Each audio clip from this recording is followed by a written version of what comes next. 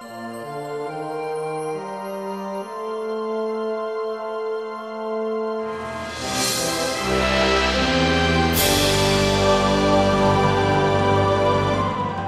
вечер, дорогие татарстанцы. Хайырлы кич, хөрмәтле ватандашлар. Подходит к завершению еще один год. По доброй традиции в этот праздничный вечер мы собираемся в кругу наших друзей и близких. Подводим итоги года, делимся планами на будущее. Яңа ел якты өметләр бәйрәме. Киләчәккә өмете булган кеше генә алга атлый ала. Сложности и противоречия, с которыми столкнулась наша страна в уходящем году, еще больше объединили нас. Мы стали увереннее в себе и крепче духом. В этих условиях мы выполнили все принятые на себя обязательства, реализовали намеченные программы. Үтеп баручы елда изге Болгар ЮНЕСКО исемлегенә кертелде. Бу безнең зур уңышыбыз. Свияжск һәйкәлләре дә бөтен дөньяга танылыр дип ышанабыз. Безусловно, каждого из нас беспокоят глобальные политические конфликты, радикальные и неофашистские проявления. Этим вызовам республика противопоставляет главные ценности – межнациональный и межконфессиональный мир и согласие, уважение к истории, чувство гордости за свою родину. По-прежнему нашим главным богатством остаются высокая духовность, крепкие и дружные семьи и наши дети. Важными событиями в наступающем году станут юбилей Великой Победы, чемпионат мира по водным видам спорта и другие масштабные мероприятия. Мы сделаем все, чтобы провести их на самом высоком уровне. По-другому у нас не бывает. Дорогие друзья, от всей души хочу пожелать вам, чтобы в новом году вас окружали мир и спокойствие, а ваши дома были наполнены счастьем, крепкого вам здоровья и благополучия. Яңа ел тормышыбызга муллык һәм бәрәкәт китерсен, изге ниятләрегез тормышка ашсын. Яңа ел белән, с новым 2015 годом.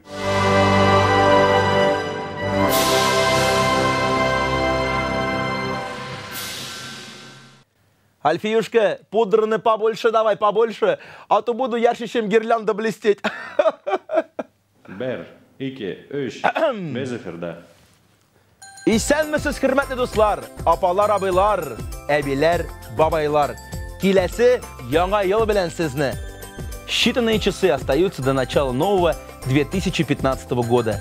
Это волшебное время, когда прошлое встречается с будущим, когда исполняются мечты и самые сокровенные желания. Сегодня я, Руслан Шарафудинов, традиционно выступаю в роли татарского Кашбабая, а наша любимая программа «Татарский голубой огонек» приготовила для вас поздравления от любимых артистов, невероятные встречи с известными гостями, много музыки и песен.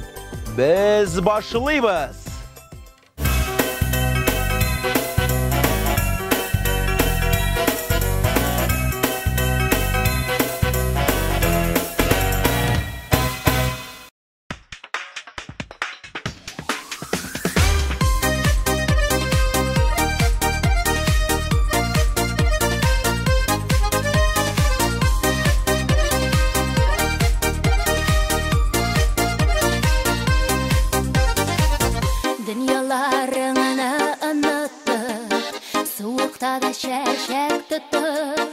Yanıma kilesin sen, sağındım degen bulasın, Үзіме қарап тұрасың, тек яратам демейсің, матыр сөзлер білмейсің.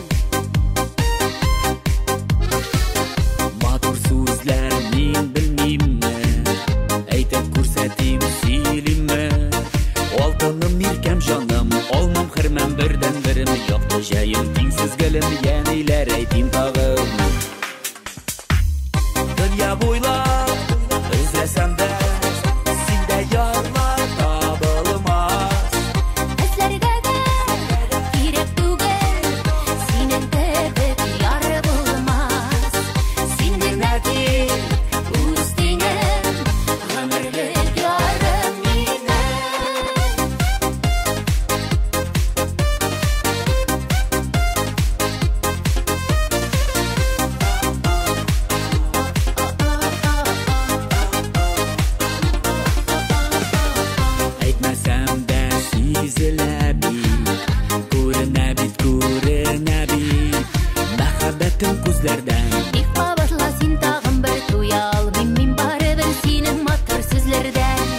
жылы назлы сүзләрдән. Бәгырем минем жанымда син, сөеп туймаслык ярым син, иркәм минем акыллым. Иң кадерлем син генә тик гомер юлын бергә үтеп көмешем син алтыннан. Дөнья буйлап эзләсәм дә, синдә ярлар табылмас. Эзләргә дә кирәк түгел, синең кебек яры булмас. Син генә тик үз тиңем, гомерлек ярым минем.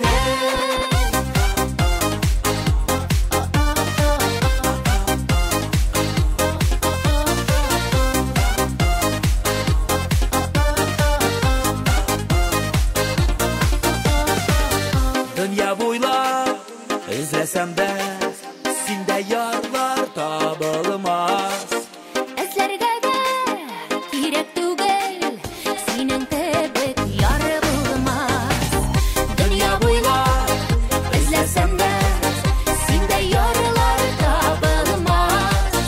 Эзләргә дә кирәк түгел, синең кебек яры булмас. Син генә тик үз тиңем, гомерлек ярым минем.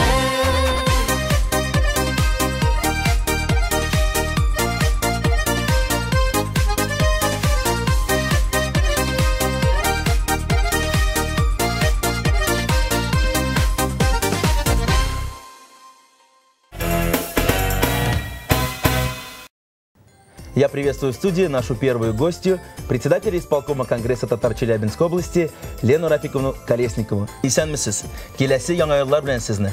Исәнмесез, Руслан. Мин бик шатмын сине күрергә бүген. Но я сегодня пришла не одна. Вместе со мной наши маленькие друзья, наши маленькие жемчужины, нянинжеляр, наши девочки. Вот они сегодня какие красивые у нас. И мы с удовольствием приветствуем здесь Ульяну Динмухаметову, Веронику Дорохову, Диану Подкорытову и, конечно же, победительницу финального конкурса Татар КЗ Нянинжеляр Дину Ганееву. Исәнмесез, матур кызлар. Ну что, вот уже прошел год, да? Почти год.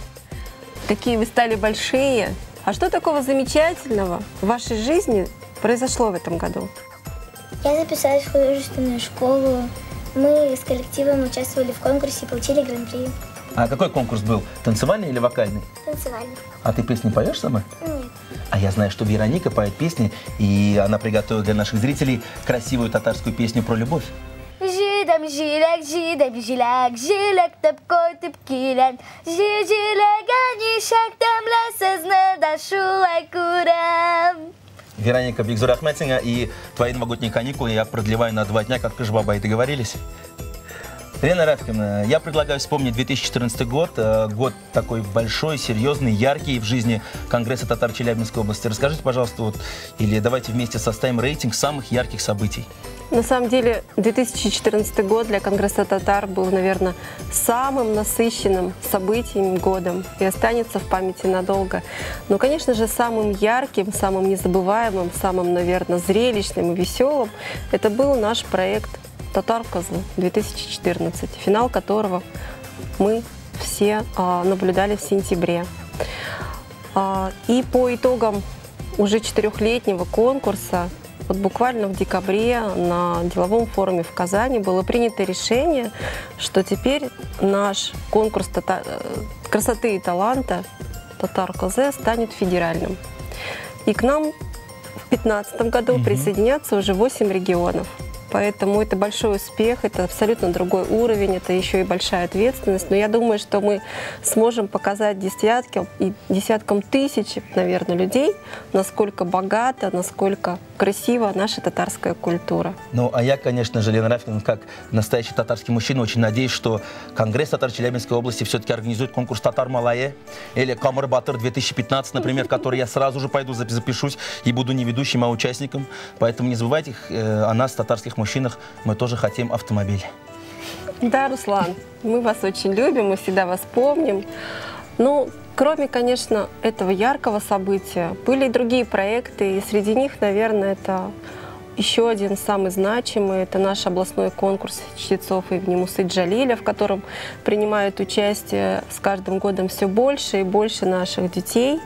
И не только говорящих на татарском языке, а детей разных национальностей. И поэтому мы уже с уверенностью можем сказать, что творчество Мусы Джалиля, так же как и имя самого поэта, уже никогда не забудется. Верно, еще можно сказать об одном событии, которое очень важно для нас. В этом году прошел самый первый в истории Конгресса татар педсовет учителей татарского языка. И уже в 2015 году мы нацелены на то, чтобы изучение татарского языка все-таки было главным, наверное, самым главным самой главной из задач Конгресса татар, потому что наш родной язык, такой красивый, наш мелодичный язык, мы должны не только сохранить, но и умело передать вот нашим следующим поколениям. Кстати, о нашем поколении. Девочки, Матур Кызлар, вы знаете, как будет Дед Мороз на татарском языке? Да. Как будет? Кыш-бабай. Подождите, а я подсказали вот мне недавно, что Калатун Бабай, неправильно? Нет. Чем отличается Кыш-бабай от Дед Мороза? Я думаю, у Кыш-бабая есть тюбетейка. И эту тюбетейку Кыш-бабай оставил нам сегодня на нашем праздничном новогоднем столе с красивыми пожеланиями. Пожалуйста, выберите любой золотой орешек. Лена Рафтин, прошу вас тоже. И сейчас мы узнаем, какие пожелания Дед Мороз приготовил для вас в 2015 году. Пожелания мы написали на татарском языке специально, чтобы проверить, умеют ли девочки читать на татарском. Синин дөньяң тынычлык һәм изгелек белән булачак. Итак, давайте мы переведем. В вашем мире всегда будет спокойствие, счастье, у вас будет все хорошо, вы будете жить без кредитов, татарское население в Челябинской области будет только приумножаться. Ну, немножко я, конечно, добавил пожелания Деда Мороза, но вам, как председателю исполкома Конгресса Челябинской области, мне кажется, такие пожелания не помешают. Да. Это вам тоже, кстати, в подарок. Действительно добрые пожелания, Руслан. Вы закончите школу уже через год. Так, и у вас? И Дед Мороз подарит тебе что? Целый автобус мороженого. Пусть все мечты в 2015 году Алла берса исполняются и у вас, и у вас. Ну а сейчас, Лена Рафтин, я прошу вас поздравить наших зрителей с новым 2015 годом. Хөрмәтле милләттәшләр, шин күңелдән сезне ин матур, ин көтеп алынган бәйрәм, Яна ел бәйрәме белән котлыйм. Яна ел зур сөенечләр, яна явган ак кардай ак бәхетләр алып килсен. Барыгызга да исәнлек, саулык, уңышлар, яна үрләр, гаилә именлеге телим. Яна ел белән, дуслар. И в Новый год, как обычно, ведь принято дарить подарки. И сегодня мы приготовили вам вот таких вот символов наступающего года. Овечки, они принесли вам сладкие гостинцы. Поэтому мы вас поздравляем с Новым годом. Яна ел белән. Яна ел белән сезне. Мы только что вручили вам новогодние подарки. Дина, кстати, а ты помнишь, кто вручил тебе корону в финале конкурса «Татар Кызы»? Да, мне ее вручила Эльмира Калимуллина. А Эльмира Калимуллина – это популярная татарская певица, заслуженная артистка Республики Татарстан. И как ты думаешь, она подойдет на роль Снегурочки Каркызы? Конечно. Ну и специально для вас мы обязательно увидим Эльмиру Калимуллину на нашем экране. Это будет буквально через пару мгновений. А вам я говорю, бигзур рахмет, яңа еллар белән, әти әниләрегезгә бигзур сәламнәр, бишкә генә укыгыз. Яңа ел белән!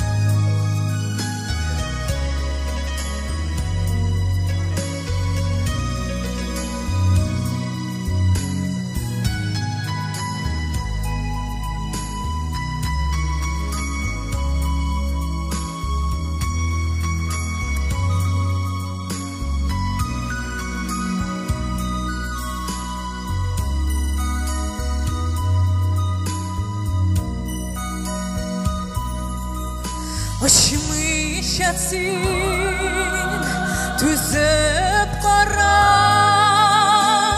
кеңдеріңді қанат барда ұшмайша сен түзіп қара кеңдеріңді қанат барда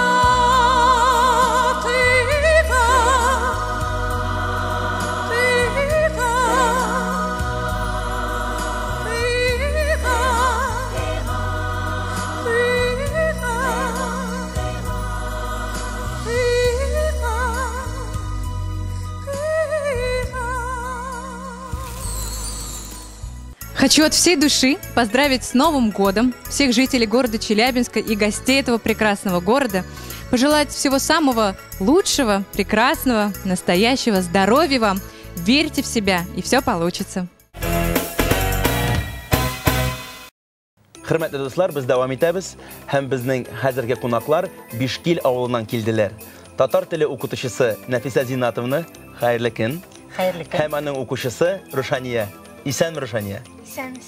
Bishkil avuli, o tatarcha tarjima etganda nechik bo'ladi? Bishov kile. Bishov kilemi? Bishov kile. Men Bishkul deb anladim boshdan. Yo'q, Bishov kile. Ikki keldigizsin bizga. Qoya tag'in bir ish kishi.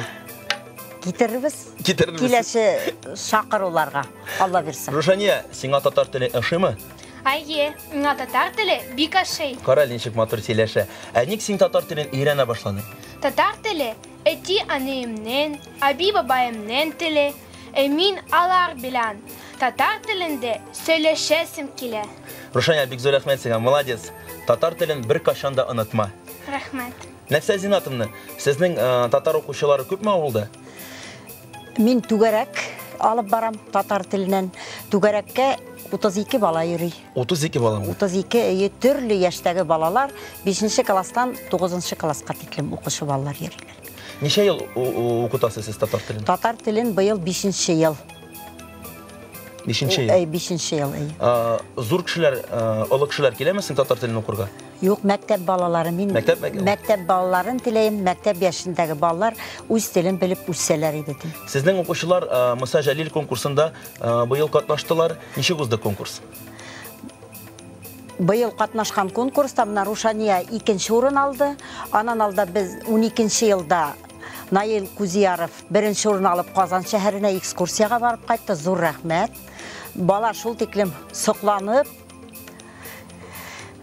кайткан. Мәңгелек тәэсир калды аның йөрәгендә Казан шәһәреннән. Рушания, син бүген Кыш бабайга шигырь хәзерләп килдеңме? Айе. Әйдәгез әле тыңлап карыйбыз. Катлы булсын яңа ел, гел шатлыктан торсын ул. Бәхетле һәм мул тормышка күрсәтсен ул яңа юл. Яңа ел катлы булсын, чыршылар балкып торсын, йолдызлар да елмаешып, игелек теләп торсын. Әмин шулай булсын, бик зур рәхмәт сиңа, бик матур шигырь. Һәм Кыш бабай сиңа бик зур бүләк, бик тәмле бүләк хәзерләп куйды. Яңа ел бәрәкәй, рәхмәт. Рәхмәт. Һәм сезгә дә бик матур бүләк бар. Илюс Хасановның китабы. Монда аның бөтен рәсемнәре. Рәхмәт. Яңа ел белән сезне. Рәхмәт зур итеп. Барыгызны да яңа ел белән котлайсы килә. Яңа ел бәрәкәтле булсын, исәнлек, именлек барыбызга да. Телебезне онытмыйк. Тел ул халыкның милләт ачкычы. Тел ул безнең мирас. Рәхмәт сезгә теләкләрегез өчен. Алла бирсә, алар кабул булыр. Амин. Алла. Һәм безнең Кыш бабай түбәтәен бүген бездә калдырды. Һәм сезнең өчен шундый матур алтын төстә шикләвекләр. Алып карагыз әле. Сезгә дә бер. Әле Рушания укып кара әле, нәрсә Кыш бабай сиңа язган. Сине тылсымлы саяхат көтә. Сиңа уңыш яңгыр ябачак. Ә безгә татарларның иң популяр җырчысы Альберт Җалилов бик матур җыр багышлый. Ай булым. Здравствуйте, Челябинск! Готовы спеть вместе со мной?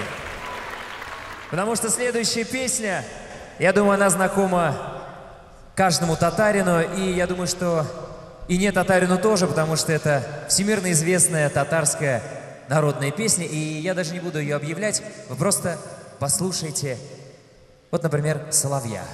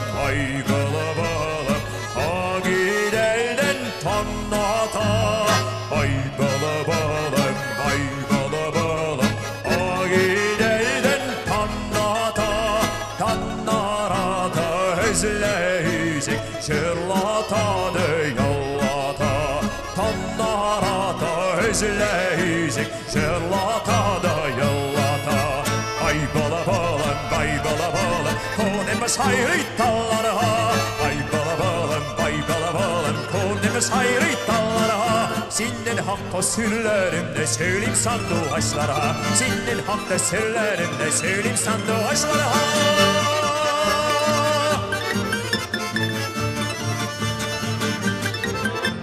Senin hakta süllerimde söyleyeyim sandu haşlara, senin hakta süllerimde söyleyeyim sandu haşlara.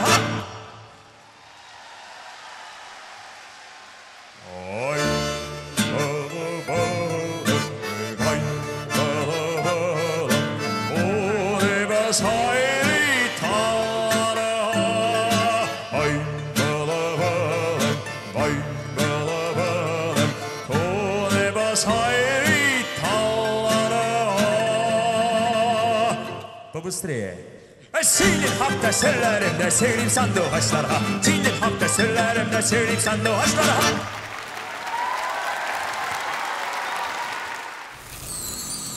Дорогие челябинцы, я поздравляю всех с праздником, с Новым годом.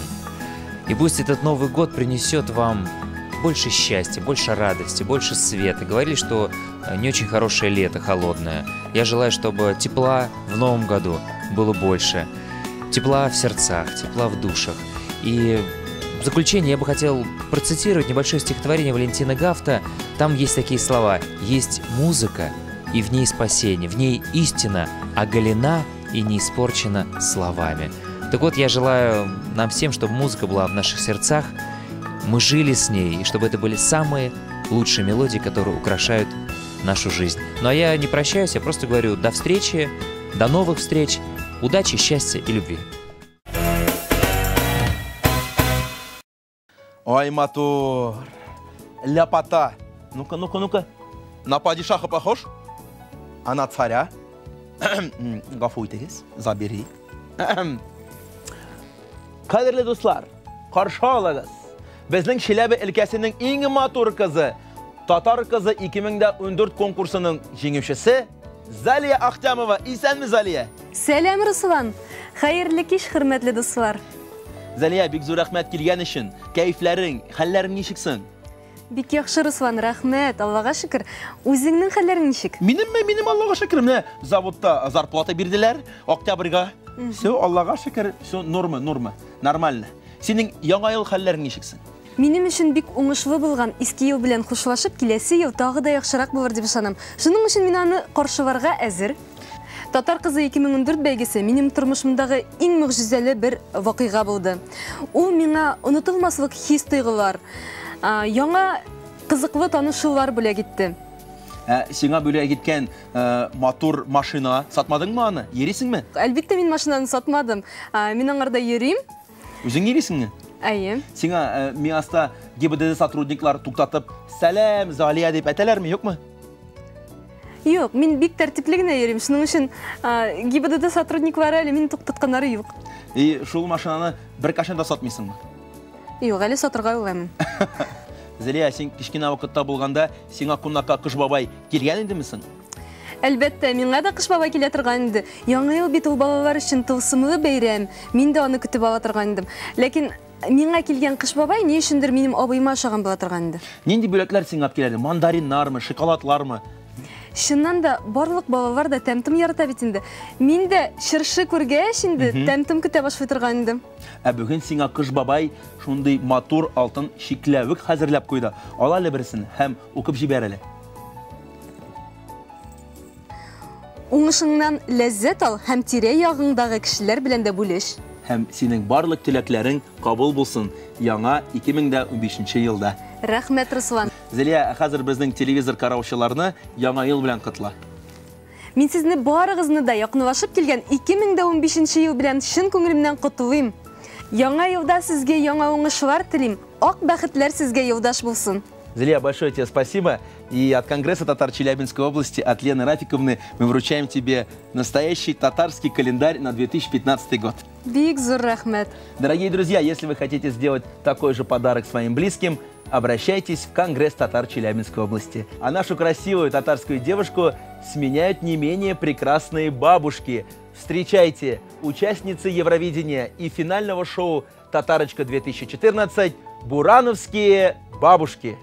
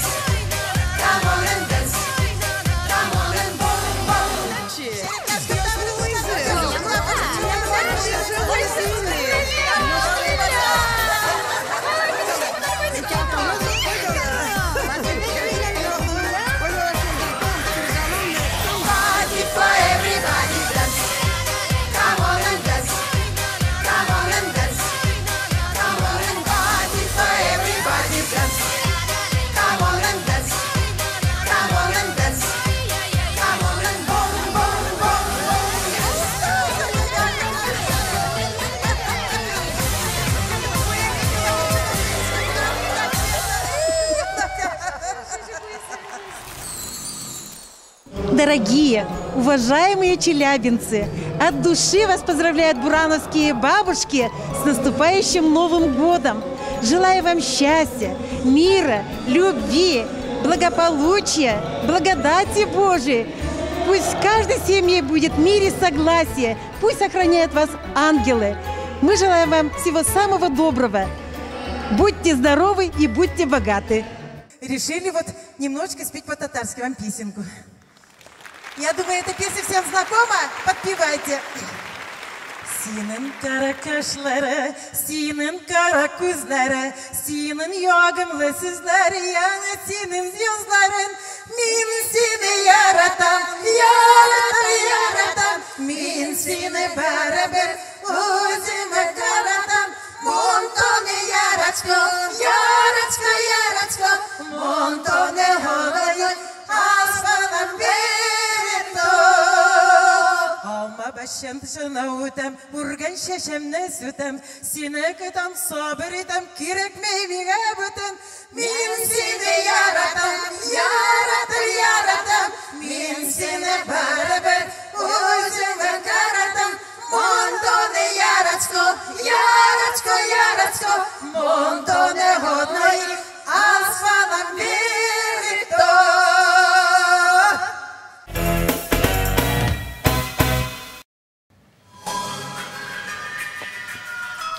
Опять чай налили. Хоть бы шампанского чуть-чуть добавили, а? Яңа ел бәйрәме. Чай ишеттелер. Гафу итегез. Мы продолжаем, и сегодня у меня в гостях один из активных меценатов Конгресса татар Челябинской области, директор компании Альзет Хайруллин Наиль Агзамович. Исәнмесез? Яңа еллар белән сезне? Сильно шло. Бигзур Ахмед, большое спасибо, что зашли к нам на огонек. Какие традиции у вас? Как встречаете Новый год? Ну, как правило, мы встречаем Новый год с семьей, в кругу семьи. Часто выезжали в какие-то далекие края, но в этом году мы встречаем у себя здесь, на родине. Наиль Агзамович, с вашего позволения, признаюсь телезрителям, мы с вами уже знакомы более 2 лет. В вашем уютном доме мы снимали программу «Татар Кызы», кулинарный конкурс. Также вы были гостем кулинарной программы в программе «Хазина». И я знаю, у вас есть замечательное хобби – это резьба по дереву. Расскажите, вот долго вы занимаетесь этим? Ну, я недолго занимаюсь резьбой по дереву, но меня привлекает вот то, что живое дерево и дерево при обработке привносит в дом какой-то уют и возможность самовыражения. И второе, конечно, украсить дом. То есть с давних пор дома украшали домовой резьбой. То есть вот домовая резьба дает такую индивидуальность и дает возможность раскрыться. Да, можно сказать, раньше, если смотрели на наличники домов, то видели, каков хозяин, да? И сегодня, вот, к сожалению, это утрачивается, но мне бы хотелось все-таки, чтобы это продолжалось, и мы бы видели больше красивых домов. Ну, я знаю даже, что вы принесли несколько образцов. Да, я буквально на днях делал некоторые узоры. Значит, это называется прорезная резьба. Если вы хотите, я вам покажу. Так. Вау. Шумный мотор. Очень красиво. Вот неужели это все можно сделать без всякой какой-то, я не знаю, без всяких технических аппаратов, все это можно руками сделать? Да, это все возможно руками. Вначале прорисовывается на картоне, потом накладываем рисунок на доску, и буквально 2 инструмента – это электролобзик и дрель. Ну и, конечно, немножко фантазии и желания этим заниматься. Наиль Александрович, скажите, пожалуйста, какие самые оригинальные поделки из дерева вы делали? Ну, самые оригинальные, сложно сказать, но мне самому нравится из того, что я делал. Это я делал фотографию в Эрмитаже столика для цветов. Ну, насколько я его помнил, я сделал такой же. И у меня дома стоит. Давайте договоримся, на следующий год вы мне собственноручно сделаете Алла Берса татарскую тюбетейку деревянную. Я ее надену и порадую зрителей. Запросто. Договорились. Но кроме этого, в одном из этапов конкурса «Татар КЗ» вы учили наших девушек косить сено. Вы сами вообще заготавливаете сено? Ну, честно, заготавливал. С детства работали на сенокосе. То есть я вырос в деревне, и это была не настоящая косьба. То есть мы с утра ехали на сенокос и косили сено. Косить сено – это, конечно же, замечательная татарская традиция, не только татарская. Но вот мы что должны сделать, чтобы сохранить свои татарские традиции? Ну, для сохранения татарских традиций, конечно, прежде всего нужно, чтобы старшее поколение передавало маленьким внукам, внучатам, детям своим. И вот эта связь поколений, чтобы не нарушалась. И, конечно, вот все, что в детстве дают, это мы взращиваем, и в зрелом возрасте это все приходит. И у нас сегодня есть тоже замечательная традиция. Новогодняя тюбетеечка, и я прошу вас выбрать любой золотой орех, который вам нравится. Узнаем, какое же поздравление, какие же пожелания для вас сегодня приготовил Кошбабай. Для меня. Для вас лично. Юлга чыгырга вакыт, сиңа мажаралар көтә. А это значит, что в 2015 году вас ждут приключения и путешествия. Ну и, конечно, каждый татарин, живущий в Челябинской области, один раз в год должен как минимум пропутешествовать в Республику Татарстан, в город Казань. Рахмат, обязательно. Есть у меня еще один подарок. Я с удовольствием вручаю вам альбом Илюса Хасанова. Здесь собраны все его лучшие работы. Это известный челябинский художник. Я думаю, подарок достойный вас и нашего праздника. Рахмат. Я как раз был на открытии выставки Илюса Хасанова. Конечно, впечатляющие картины, и они возвращают прямо в детство. Они такие теплые и светлые. Дорогие друзья, если вы хотите сделать своим близким такой же подарок, обращайтесь в Конгресс татар Челябинской области. Пользуясь случаем, хочу поздравить всех жителей нашей области с наступающим Новым годом, пожелать добра, здоровья, любви и семейного благополучия. Счастья всем. Нарекзам Сизга Бигзур Ахмед. Большое спасибо еще раз всей вашей семье и вас Яңа ел белән. С Новым годом! Хөрмәтле дуслар, продолжаем наш новогодний выпуск. Я предлагаю прямо сейчас танцевать настоящий татарский танец. И поможет нам в этом баянист-виртуоз, обладатель кинопремии Ника Айдар Гайнуллин. Киттек бирге, дуслар!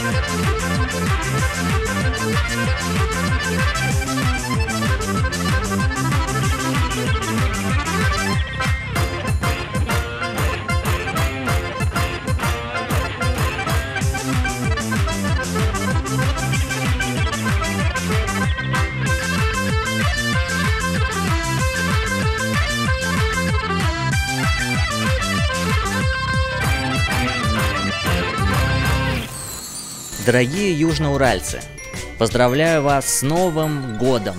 Желаю вам счастья, здоровья и моря позитива, ну и, конечно же, любви. Hürmetli dostlar, biz devam ederiz. Hem benim yanında Karimovlar ailesi. İsenmisiz? Sağ olun. Zülhüdiye İsrafilov hem Celaleddin Rahmatullahovich. Allar 57 yıl birge turalar. Nişik şulay buldu? Nişik olsun, ben söyleyip jibereyim. Ben 16 yaştayım, iptaşıma 21 yaşı. Biz bulay gına ısıraştık, yabay gına. Bir kimle bizni dinlemedi, etmedi. Şol ısıraşıp 16 yaştan kadar nise yıl boyuna 57 yıl boyuna birge turabız. Birge bulup Бір-бірімізді яратышып бардық. Ул Жәләлетдин бабай бірінші сізні көрді ме? Әллә сіз аны көрдіңіз ме? Икебіз де бірінші тәулеп көріштік. Сіз нешіксің өзіңнің мәхәббетіңізні сақладыңыз? Бізді Алла сақла, біздің ядмыш шулай ядылған. Язмыш мы? Ядмыш шулай ядылған. Мен өзім бәрі сауылынан, ол Құншақ ауылынықы, Құншақ районынықы, Құншақнықы. Мен өзім бәрі сауылынықы. Қаралы, ненде матур әбей, бабайға бір сөзді әйтірге бермей. Жәләлетдин, бабай, әйді бір сөзін әйтіңіз енді. Сіз бет мужик. 20 шақырымға тракторда ішіп тұрған ем. Трактордан ішлеймді, түнін кетем сонда. Күндіз тракторда, кеш білән зүлхұл, япа білән. Тәге ярату тартана беріне. Қазір мен біздің телевизор қалғаншыларға сіздің фотоларыны көрсетем, рұқсат етсеңіз. Бұл шондай матур фотография. Сізге мұнда неше яш? Мен 21. Сізге? 15 яш. 15 яш мұнда мы? Мен 16 яшта бірге болдық. 16 яшта кияуге шықтыңыз мы? Міне, шын татар қызлары 16 яшта кияуге шығалар. Қазір 16 яшта мектептен бітірәлер. Так. 7 класс біттімді. 7 класс бітіргешінде как раз сразу кияуге шығарған. Самый вақыты. Бұл зор бик матур фотография мұнда сіздің кім? Көп ме балалар сіздің? Біздің 4 бала, 3 қыз, 1 малай. Көп ме ұнықлар? Ұнықларым 8. 8 әу ме? 2-шер. Еще нелер, правнучкалар, правнуклар бар. Сіздің қойырыңызда бүтін ұнықлар, балалар татарша сөйлешеме? Сөйлешелер барса да. Мұнда ұнығыз енді? Есімі нешік? Бұл внучкаларым менің. Внучка? Внучка. Олар зорайғанлар енді біз яшарак вақыттамын. Танисыз ма кімсің? Внучканың қайсысы? Танисыз ма? Таныйым. Есімі нешік? Бірәуісі Жәмиле, бірәуісі Дилия. Оларға бек зор сәлем. Сіздің ғайылыңызда нендей ғарып ғадетлер бар? Біздің ғайлада ғұрып ғадет татар, мұсылман ғұрып ғадетлері.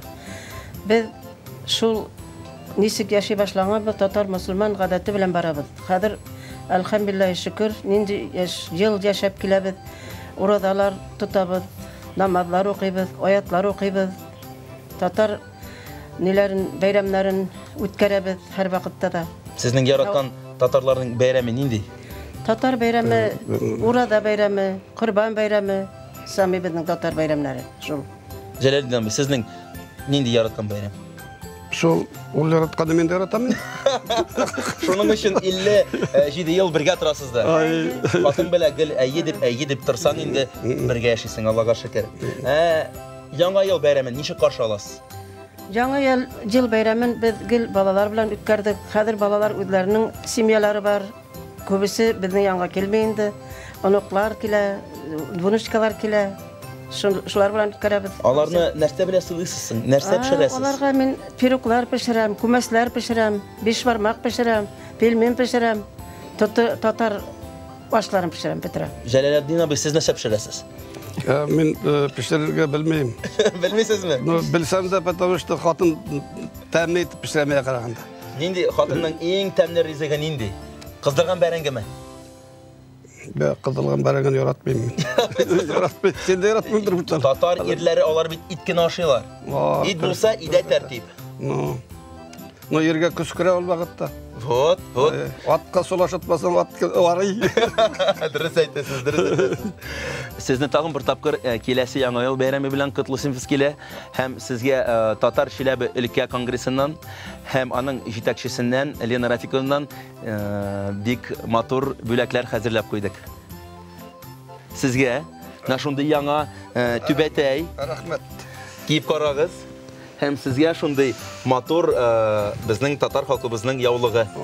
Рәхмәт булсын. Сафи икән сол киттем. Яшәрдәге сразу 25 яшь. Максимум 25. Ябан күп бирдең алар. Кучатлата. Алла кайын сезнең гомерегезне бирсен барыгының да. Яңа ел белән сезгә уңышлар теләйм. Саулык теләйм, исәнлек теләйм. Дөньяларга бәрәкәт биреп, илләребезгә иминлек бирсен барыбызның да. Бала сагаларга саулык бирсен, Ходай Тәгалә. Кайгыларын күрсәтмәсеннәр балалар. Имен исән саулык белән генә яңа елны барыбыз да бергә каршы алыйк. Иминлектә, саулыкта, шатлыкта гына. Амин, шулай булсын. Җәләлетдин абый, сез дә берничә сүз әйтегез. Сезгә Мына сені көрсем, жақсы кішіні көрсем, мен жүрегім донайып кетті. Мына сені көргәс, бек шатлы нейлерің, битлеріңнен сифат сибіліп тұра. Шunu şekilde, bana senin şekilde yaşarga gerek var bulgada. Yılmayıp külüp yaşayan kişi olarak yaşay. Ders ettiniz, Allah'a şükür. Yürekке tadavlıp dillerden bütün neyler ağırlıklara gitti. Şunun için şatlık, külü şatlık. Şatlık da, bəxit de. Sizge de bir şatlık, şunday altın şiklevik, ağlığız əli birsin, hem okup ağlığız bizge. Tak, Kış babay nerse yazdı sizge? Hazır okup jiberemiz.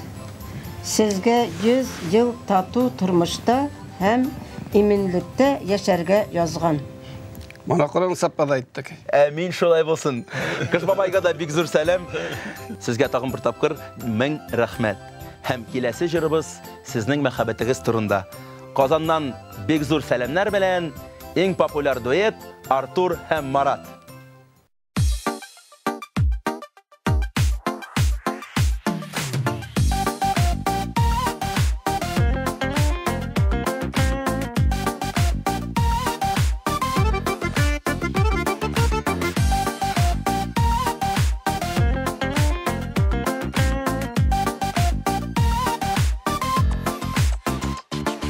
Yazılar жетті, yürek менім орынынан қозғалды.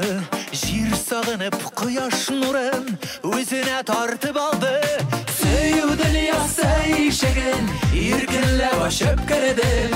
Yazның бірінші шәшәгін, тек сеңа үзіп бердім. Yazılarda сені ізледім, yazlarda сені таптым. Yazның бірінші шәшәгін, тек сеңа үзіп бердім. Yazның бірінші шәшәгін, өзіңе үзіп бердім.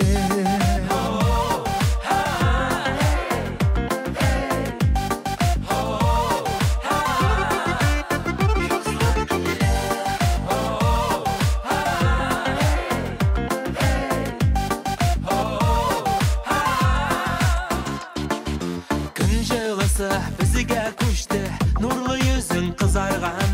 Yazның шымыр салқынлары ұзып кетер біраздан. Сөюдің ясай шегін, еркінлеп ашып кірдім. Yazның бірінші шәшәгін, тек сені үзіп бердім. Yazılarda сені ізледім, yazlarda сені таптым. Yazның бірінші шәшәгін, тек сені үзіп бердім. Yazның бірінші шәшәгін, өзіңе үзіп бердім.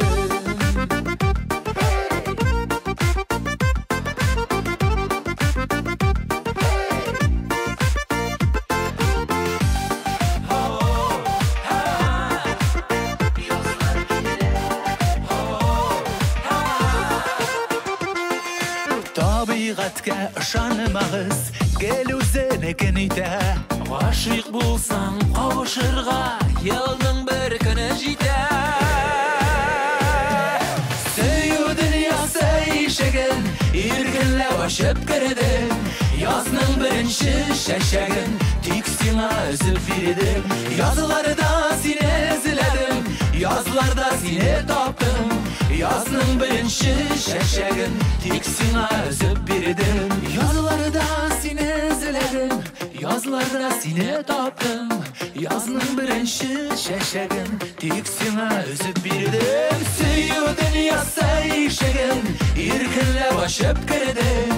Yazның бірінші шәшәгін, тек сеңа үзіп бердім. Yazның бірінші шәшәгін, өзіңе үзіп бердім.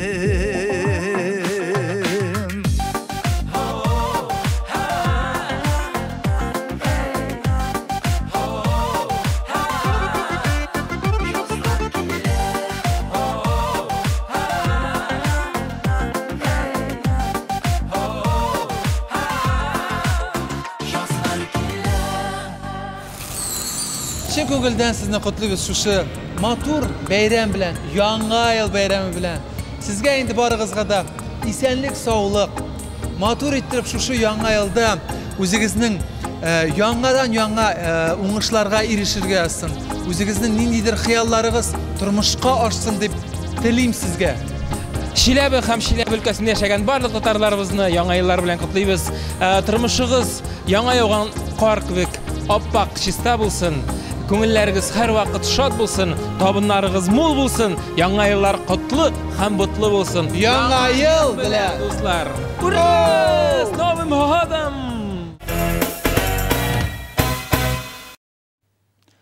Талларым, талларым, талларым.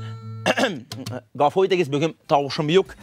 Хөрмәтле дуслар, минем янымда автор-исполнитель, бик матур, шибәр татар кызы, Чиләбе өлкә татар конгрессының башкарма комитеты секретары Оксана Ильюк. Исәнме, Оксана?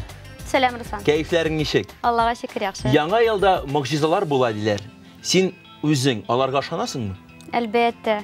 Могҗизасыз яшәп булмый. Могҗиза белән безнең тормышыбыз тулган. Ул көндә була, һәр минут саен була торган нәрсә. Оксана, күптән генә түгел, син безнең тамашачыларга үзеңнең яңа клипны тәкъдим иттең.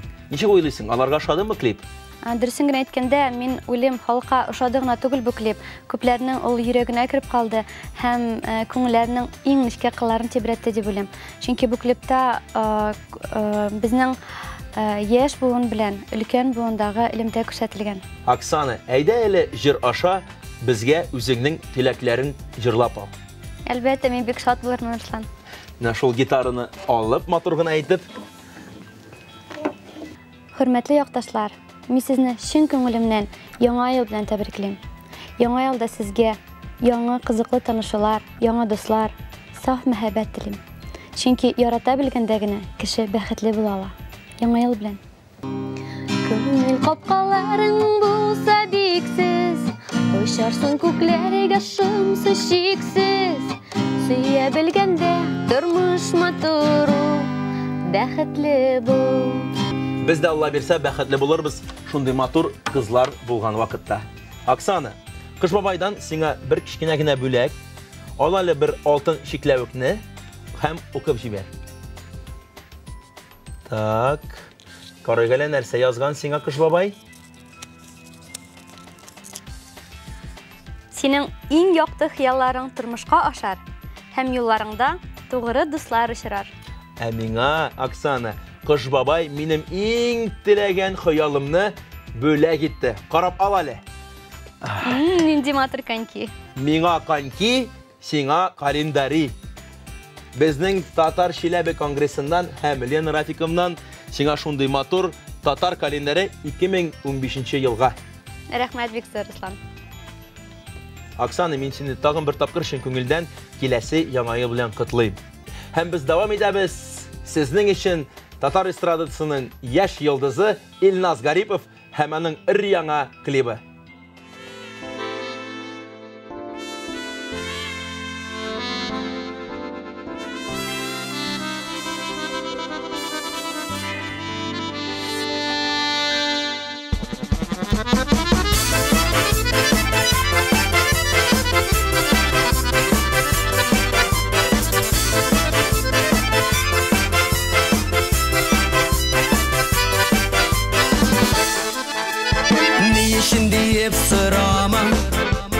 Очраттым да яраттым, сиңа гашыйк булганымны сизмичә дә калганмын.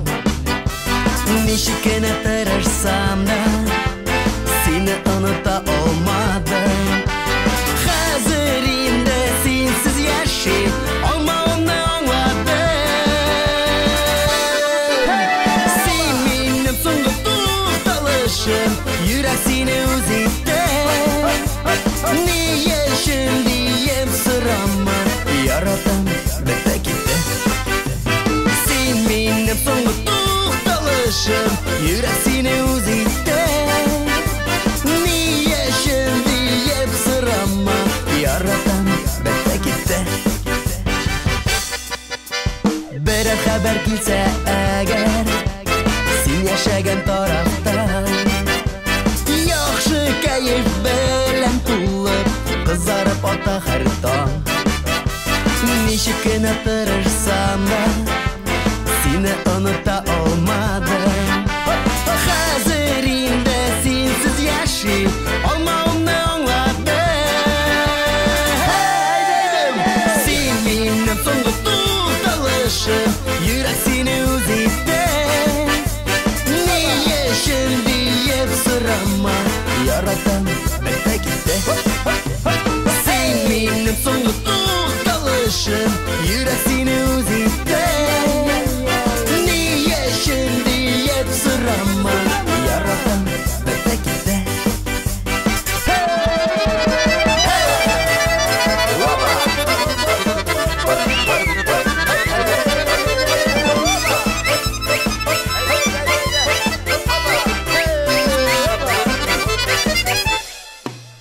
Sen mendan so'nggi to'xtalishim, yurak seni o'zi ittar.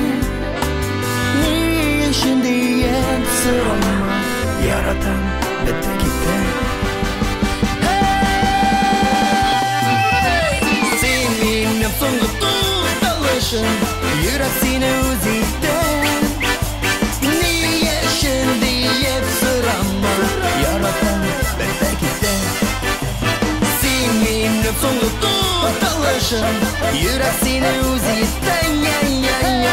Ne yashin deyib so'rama, yaratam bitta ketdi. So'rama, so'rama, yaratam bitta ketdi.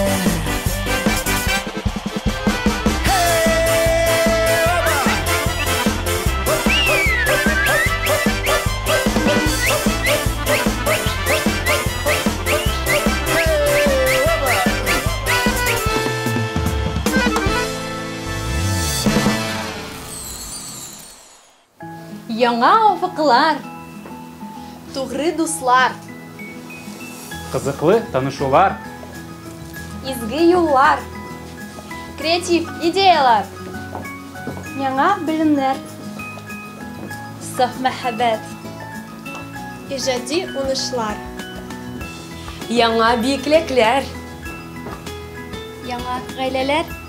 Яңа ел белән!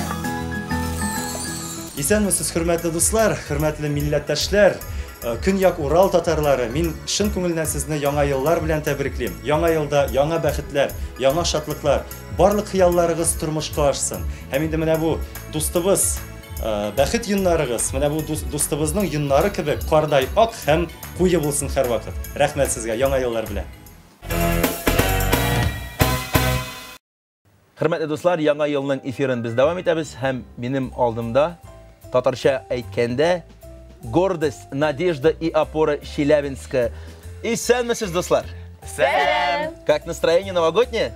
Да, замечательно. Бик шәп инде. Бик шәп булса, начинаем. Итак, первый вопрос. 2014 год – это год образования Союза татарской молодежи. Вот, расскажите, пожалуйста, как прошел этот год для вас? За этот год мы успели поучаствовать в большом количестве мероприятий. Первый для нас, дебютный, это была Библия ночь. Также в весенний период активно участвовали в субботниках на территории мечети Челябинской области. Очень знаменательным событием для нас был это Всемирный форум татарской молодежи, когда мы смогли съездить в Казань, увидеть ее своими глазами. Также участвовали совсем недавно в форуме «Диалог культур». Там присутствовали другие молодежные национальные организации, и у нас была возможность побольше пообщаться.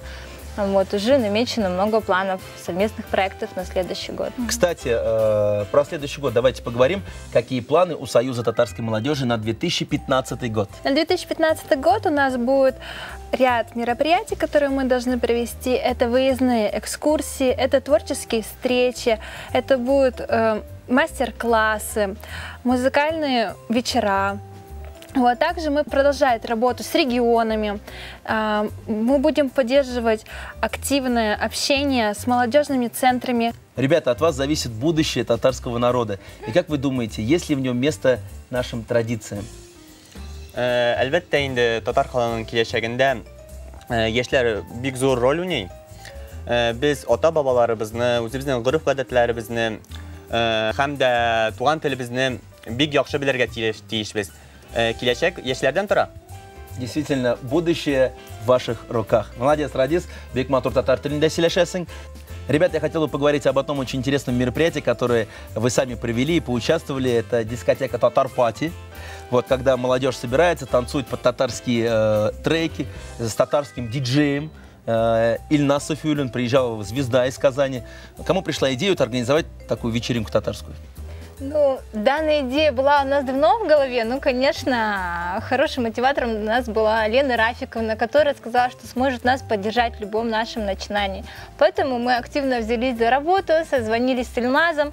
Он с удовольствием принял приглашение, потому что много говорил, что мимо Челябинска проезжал много раз, но ни разу в этом городе не был, именно с концертной программой. Вот, для нашего города это был новый формат. проходило это все в пьяном страусе, то есть там такая атмосфера, то, что люди могли сплотиться друг с другом, больше было похоже на вечеринку, то есть люди могли между собой пообщаться. Слушайте, ну вот давайте мы сейчас представим, что у нас татарская вечеринка. Давайте я спою песню, а вы будете танцевать, чтобы все знали, что на татарских дискотеках тоже можно танцевать. Давайте, поехали, давайте танцуем. Оларында оларбыз, гелерында оларбыз, күнгілімізге кемі шаса, шуны сайлап оларбыз. Приходите на татар-пати, они уже будут в 2015 году, Алаберса. Я правильно сказал? Ну да, все верно, потому что наши мероприятия поддержали. С такими организаторами, я думаю, татар-пати будет жить еще долго. Ну а сейчас мы переходим к нашему подарку. Дело в том, что наш татарский Кашбабай оставил свою тюбетейку, а в нем настоящие золотые орехи с пожеланиями. Возьмите, пожалуйста, по одному. И мы сейчас узнаем, что же пожелал вам Кашбабай в новом 2015 году. Бір қойшан да қиялынан баш тартма. Көтлейбіз, сендері солдат тұрасың. Эшләмәгән нәрсә турында үкенүгә караганда, эшләгән нәрсә турында үкенү яхшырак. Ребят, большое спасибо за этот разговор. Сразу видно, даже молодежь понимает, насколько важны наши татарские традиции. И я прямо сейчас вместе с вами предлагаю посмотреть легендарный номер «Гармон-гармон» в исполнении государственного ансамбля песни и танца Республики Татарстан.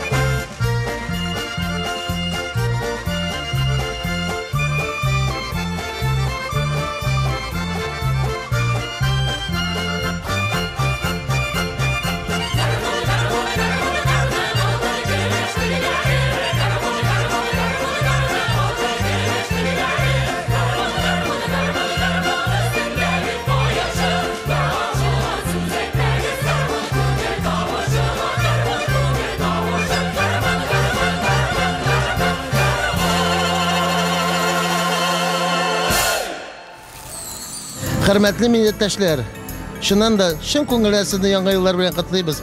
Исәнлек, саулык, тазалык, байлык һәм алдагы елларда тынычлык булсын.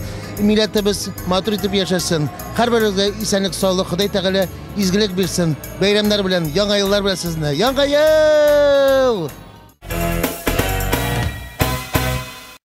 Ну а чтобы Новый год наступил по-настоящему, я предлагаю позвать кого?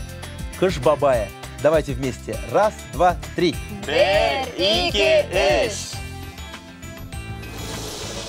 Вау! Нәрсә булды бу? Кызлар, егетләр, әйдәгез тагын бер тапкыр. 1, 2, 3. 1, 2, 3. Менә Кыш бабай да урынында, Аллага шөкер.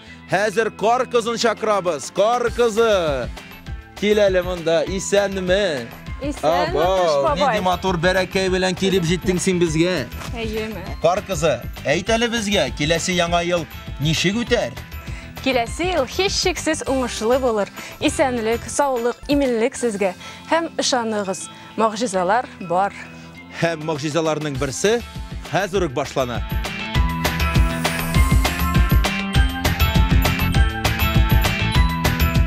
Яңа ел белән!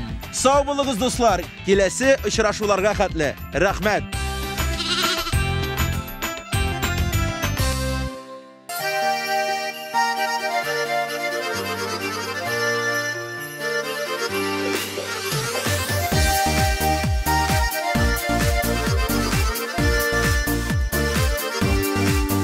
Яңа яуган карларга кушыла безнең теләкләр. Чыршыдагы ялгызыман яна безнең йөрәкләр. Яңа ел килә, яңа ел, көмеш кыңгырау белән, ни булса да бәхет дулы.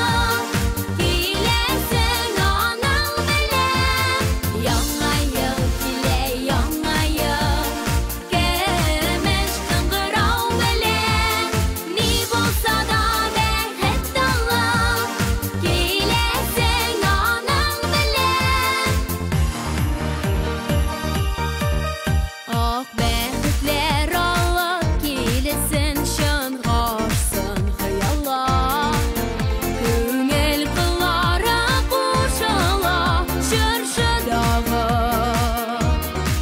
утларга.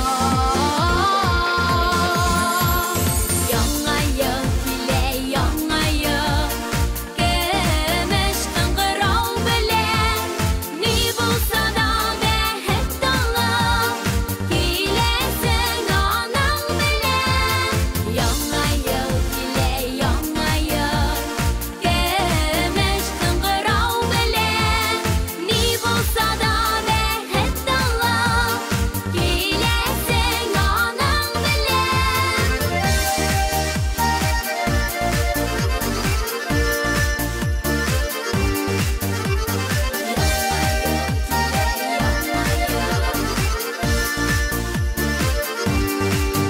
Ак бураннар, ак бәхетләр алып килер мин белән. Котлыйм барыгызны, дуслар. Якты яңа ел белән. Яңа ел килә, яңа ел, яңа ел белән, яңа ел. Яңа ел яктыр, яңа ел. Яңа ел котлы, яңа ел. Яңа ел килә, яңа ел. Яңа ел белән, яңа ел. Күңелле үтсен яңа ел.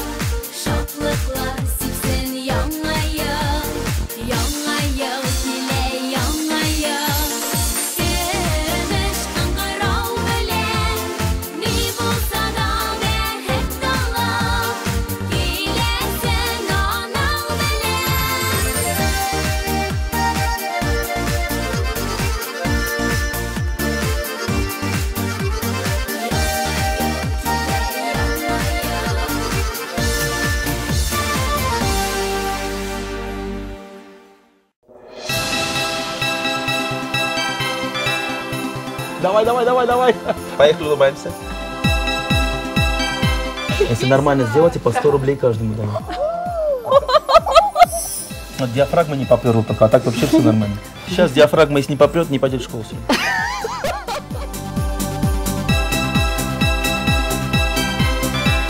Дед Мороз подарит тебе в 2015 году целый грузовик мороженого. На царя похож? Татар кызы 2014. Самая красивая девушка Татарстана, Башкортостана и города Сыктывкар. Өзіңнің қаларың нешек? Мен әр уақыт яңа ел болғаш, не вопрос задаешь-то?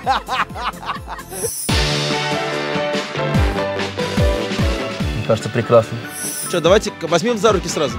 Ай-яй-яй, нинди мотор бәрәкәй белән килеп җиттем безгә. Что, я неправильно делаю, что ли? Он скользит. Анда яңа ел шик, бэби, шик. Я вспотел уже весь, сварился как баран. Ты хоть раз шурпу ел? Шучу.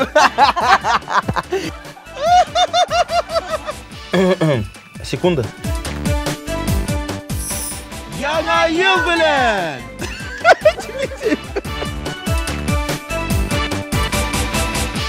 Оксана, подайте сфотографирует нас троем с этим, с сыном. Вылитый, мама. Давай его ущипну. Он, ага, и мне сейчас... Вот, записали? Папа пришел! Тебя узнали! Вы нас крупно не снимать, потом не поймут, где Руслан, где Баран. Сау булыгыз, дуслар. Киләсе очрашуларга хәтле. Рәхмәт. Толик. Виталик. Бобик. Ильфатик. Скажи что-нибудь. Сөйе білгенде тұрмыш матуру, бәхетле бол. Все, что ли? Да. Ильхам, выключай. Все, стоп.